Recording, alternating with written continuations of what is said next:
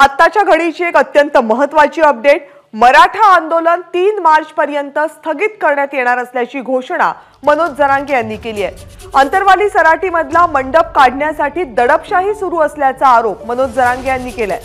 10% आरक्षण आम्हाला नको आहे, जेलमध्ये टाकलं तरी मागे हटणार नाही असंही मनोज जरांगे यांनी म्हटलंय। सरकारनं प्रमाणपत्र वाटप करायचे 1 महिन्यापासून बंद केले।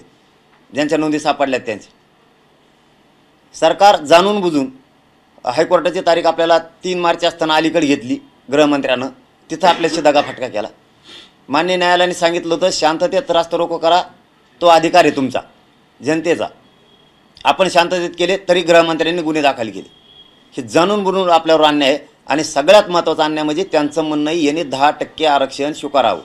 ते 10% आरक्षण ज्या विद्यार्थ्यांना घ्यायचं त्यांनी घ्यावं, आमची जोर जबरदस्ती नाही। परंतु मराठ्यांची मागणी, राज्यातल्या मराठ्यांची मागणी ओबीसीतून आरक्षण। इतक्या मोठ्या प्रमाणात दडपशाही सुरू आहे की ती या इंग्रजांना सुद्धा कधी केली नसेल। असं गृहमंत्र्यांचा इतका भयानक जातीयवाद सुरू आहे सध्या, जातीय द्वेष मराठ्यांविषयी।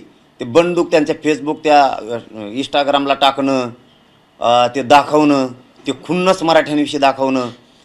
मी भेट नाही, मी मराठ्यांना ओबीसीतून आरक्षण मिळवून दिल्याशिवाय हटणार नाही, हा माझा मराठ्यांना शब्द आहे। मराठ्यांशी मी गद्दारी करू शकत नाही। मग जेलमध्ये टाकून मला त्यांनी सडवलं तरी मी हटत नाही। आणि मराठा समाजाला सांगून ठेवतो आजच, मला त्यांनी अटक बी केलं तरी तिथं माझं आमरण उपोषण सुरू होणार आहे। मग ते जेल असो किंवा पोलीस स्टेशन असो किंवा हॉस्पिटल असो किंवा अंतरवाली असो, नाही ते कुठंही असो, मी समाजासाठी शेवटच्या क्षणापर्यंत तरफडून मरायला तयार आहे।